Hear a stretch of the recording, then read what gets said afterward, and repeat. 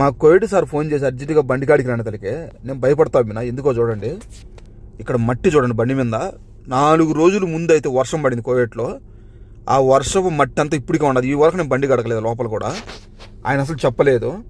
లోపల అయితే ఈ తాగిన గ్లాసులు, ఇవన్నీ ఐస్ క్రీమ్ కప్పులు మొత్తం వచ్చేసి అట్టకట్టకపోయినాయి, ఎండిపోయినాయి. 2-3 రోజులు టీ ఇవ్వగానే ఇవన్నీ.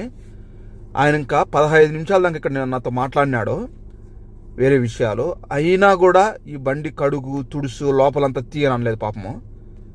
నేనే నా మనసు ఒప్పక నేను అన్ని తెస్తున్నాను.